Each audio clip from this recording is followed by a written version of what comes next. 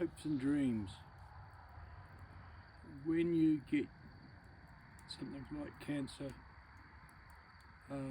after you've been through the usual grief and anger and all the things that go with it, you start to attend to little things subconsciously, like hopes and dreams and things that you wanted to achieve that you can't, and all of a sudden you start to think that there's stuff that you are never going to be able to do in your lifetime that you were sure that you were going to get a chance at doing. And I'm no different than anybody else in that respect. And at the beginning I found it quite difficult to come to terms with, maybe more than a lot of the other things. The anger and the grief I got through, I mean, I'm not going to say it was easy, but I think it was not as hard to get through that as it was to try and address the loss of dreams. You don't realise how much of your life is tied up in what you see and what you're trying to bring about in your own life. I had obviously hopes that there were things that I wanted to achieve. I wanted to do a lot more building and making stuff, and you get to a point where your weakness and the inability to do things for very long starts to become a hurdle, and those dreams that you have of putting hours and hours into making these fantastic things and stuff that you can share with the world and with your friends and family, they disappear, and you come to the conclusion that there are things that you are not going to be able to do, and some of those are directly because you're too weak, or you risk damaging your body. In my case, with the multiple myeloma, if I'm not careful, I'll snap bones. I can snap a bone sneezing, coughing, bending over too far in the wrong direction, overloading a rib or something by bending the wrong way. There was one I know that I can remember of consequence, and I was just leaning over to my left and my clavicle snapped, and it was loud and it was horrible, and Joe heard it from across the bed. That's how loud it was. But it's things like that that you have to, oops, cut, back into it. It's things like that you have to address, and you have to be realistic about what you can and can't do anymore, and all the bits and pieces that you've stashed thinking that you're going to use them suddenly become obsolete, and that's a hard one to swallow. What are some specific dreams that you had wanted to accomplish? Specific dreams, I wanted to travel a bit more to some of the lakes further out and spend 2 or 3 days with all of us fishing. You know, I may still be able to accomplish some of that, but not nearly as much as I would have liked to do, because it's, you know, it's hard yakka. You don't realise how much effort you put into things until you can't do them because you're too weak to do them. That was one. because I have a bucket list of the fish that I wanted to catch in the US, and I managed to get the top of it. I managed to get the top fish, so that was one dream that I accomplished. And but there's like 20 other fish that I wanted to catch too. It is what it is now. What else? My bike. I got my bike fairly late in the piece, but I love that bike. And I know that I'm not going to get to use that bike nearly as much as I wanted to. I know I'm going to not be able to go on the road trips that I dreamed that I'd be doing and doing with you, two up and with the tent and stuff.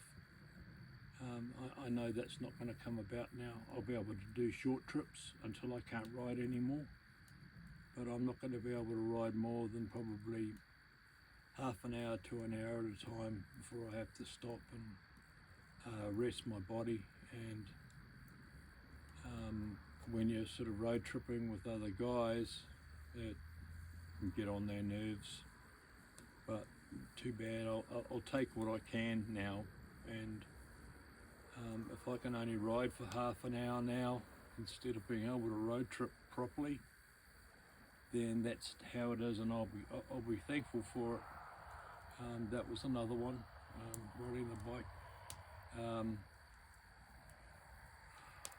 Yeah, building things, getting things done around here. I had this picture in my head of a cool little like a cupboard type eating area with a handmade pizza oven and handmade seats and stuff like the houses are in Old Town. I still have that picture in my head, and I might be able to get some of that done, but not very much, because I know that it's going to be more than I can handle. The biggest one, I think, now for me is the fact that I can't work, and it's the biggest for me because I see you going out to work every day, and I know that I can't contribute that way much anymore. I mean, I've tried, but it kind of breaks my heart to see you having to do all the stuff that you do. Excuse me. That's a hard one to, I can't come to terms with that one yet. I see you struggle, and I see you tired. I see you having to drive home every night, and all I see is me just shuffling around the house, tidying things up, and yeah, I feel bad about that, and I can't seem to come to grips with that one easily. I've tried, but that's the dream and the hope. I'd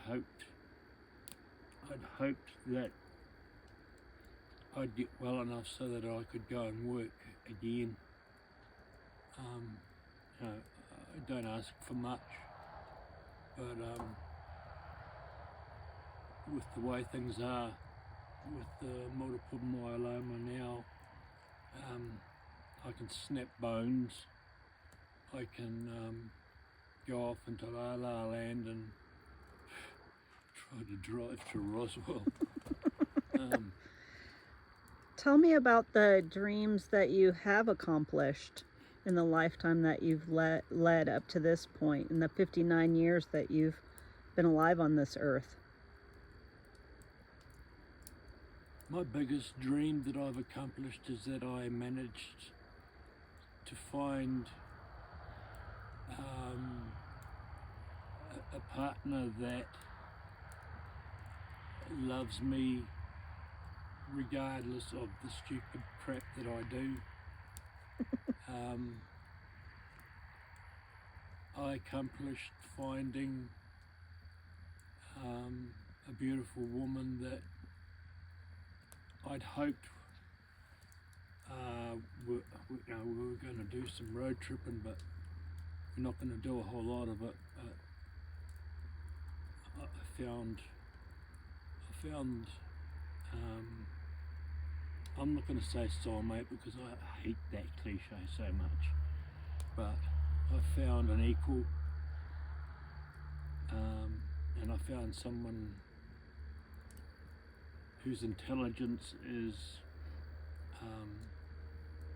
right up there, who works hard, who is kind, who is loving, and then there's Autumn, and she's such a special kid, and I accomplished that, getting that done. I don't know how you put it, but I have a beautiful family that I'm grateful that it came together the way that it did.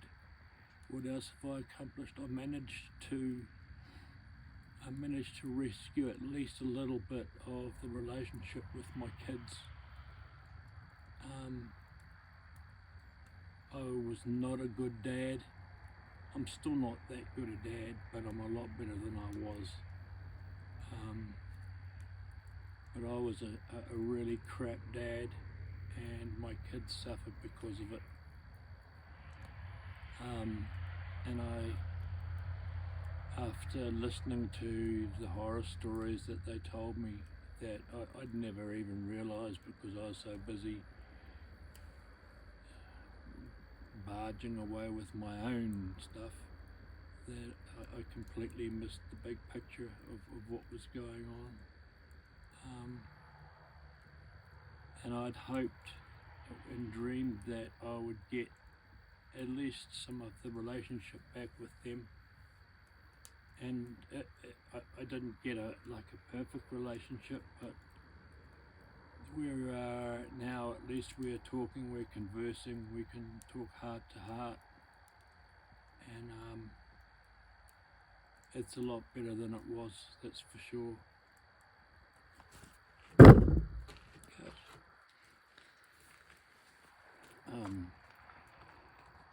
So there's that.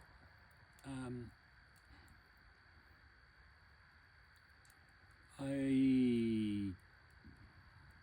had a dream along with you about moving from Alabama to New Mexico, and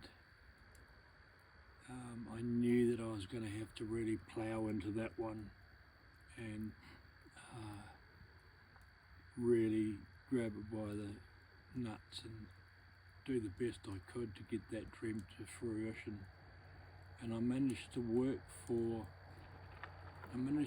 for a year with a broken back, and we finally got all the money that we needed for our dream, and we got here.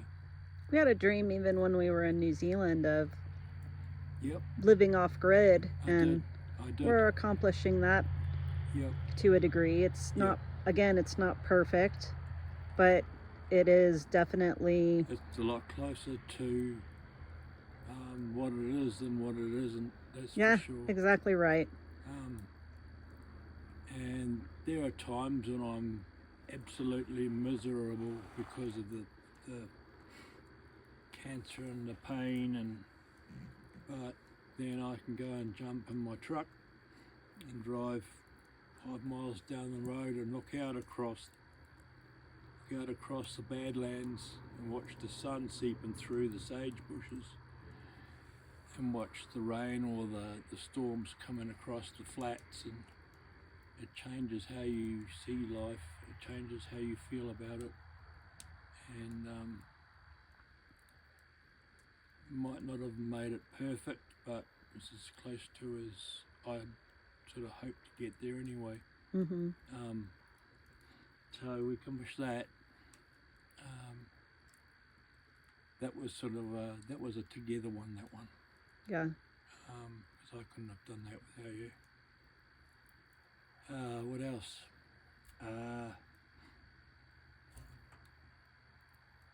There's like the little things that don't probably mean much to some Americans, but to me they're pretty damn cool. One of them was firing guns, and lots of guns and lots of bullets. Explain that to Americans, because the Americans watching may not understand why that's a big deal to you. Yeah, well, New Zealand got all of the guns taken off them, and I've been a hunter ever since I was knee-high to a rat's testicle. Always had guns. Started off with an air rifle, real young. Moved to 22s, then moved up to the big calibers, and had some really nice guns. And sort of put that to the side for a few years, and then I decided to get back into it. But just as I did, all hell broke loose in Christchurch with that crazy gunman, and all the guns got taken off the Kiwis. And then I got to the US, and at that time you could still buy some of the rifles and stuff in Walmart, and that amazed me. That was that amazes most foreigners. Yeah, that was like the best thing ever. You can go in and buy, you can buy beer and ice cream and whatever you want, and then you can pick up a gun on your way out. Repeat that. You can pick up beer and ice cream, and then you can pick up a gun on your way out, and that to Kiwis is just incredible. That's just amazing. And then I ended up buying my own gun here, and I've fired quite a few different calibers now, and it's cool stuff like cowboy guns, you know, the Smith & Wesson 45, Colt 45, the real McCoy. And to Kiwis, you can't just buy handguns. You can't even really possess them anymore. When I left, before the main rules came in, you had to have a permit just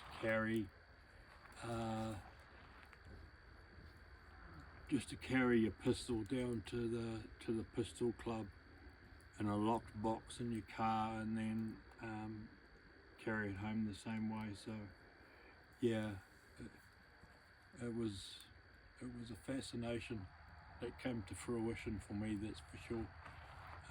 I loved it and still do. What's one thing that you feel is important for you to accomplish before you leave this world?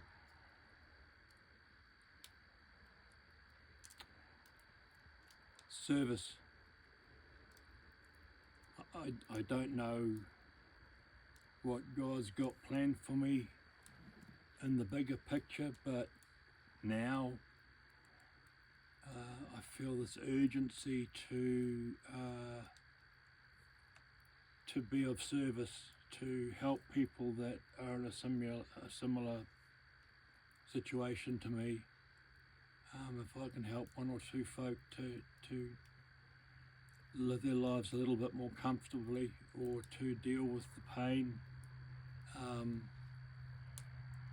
I would feel that hope and dream would have been answered, because you get to a point in this whole thing, and you realize it's not always just about your own hopes and dreams, because everybody has them. Everybody has those same hopes and dreams. Not the same as yours, but they do have them. But they end up in the same boat as you. They end up realizing that they're not going to get to do this. And I think if you can help someone come to terms with that a little bit softer than just doing it on your own, and that will have been of service. I'm not too sure the best way to be of service in other ways, but I'm pretty sure that it'll come to me. And I'd like to think that the channel that we're doing, the YouTube channel that I'm doing this all for, will be of service. It's important to me, and there's, like I said, there's an urgency to it.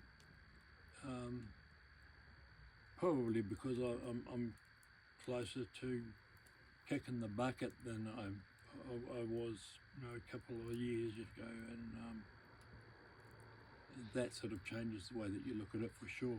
That definitely puts a fire under your butt. One of the things that is, I'm not going to say freakish, but my tolerance for pain and for dealing with these, my tolerance for pain and dealing with these breaks and fractures is pretty close to being freakish. Right now I've got over 16, but I got the x-rays back last week, the beginning of last week, and I've got 16 new ones, and I can deal with them. It hurts, don't get me wrong, they hurt, and they hurt bad, but it's important to me to still be able to function, to get out of bed in the morning, make my cup of coffee, make lots of noise, stir everyone up, wreck their sleep, feed the cat who's squeaking, and get on with it, with my day, whatever I'm going to be trying to do. And I'd like to think that there's not that many people that can do that with the amount of breakages. It hurts having two clavicles broken at the same time. That really hurts. And then I've got two here. I have three in my back, my spine, and the cervical spine. I have T7 snapped in half. I have two ribs broken on this side, and I have 5 broken on this side. And I've got a horn that I've been trying to cultivate, but it never came to a pointy bit, so it wasn't really a horn. It was more You got a nubbin? Yeah, it's like a nubbin. This horrid little nubbin that just comes and goes when it feels like it. So I'm sitting around doing nothing. I think what I'm hearing you say really is that it takes a lot of gumption, perseverance in order to put up with and keep moving forward with the pain that you have. It does, and you're right. It's a hard one because you do have to bulldoze, and you have to push, and you have to push harder than you probably ever pushed your body in its life, thinking that you're not going to be able to make it, but you can, and you might not achieve the things that you want to achieve, and the hopes and dreams, but you can still achieve some hopes and dreams.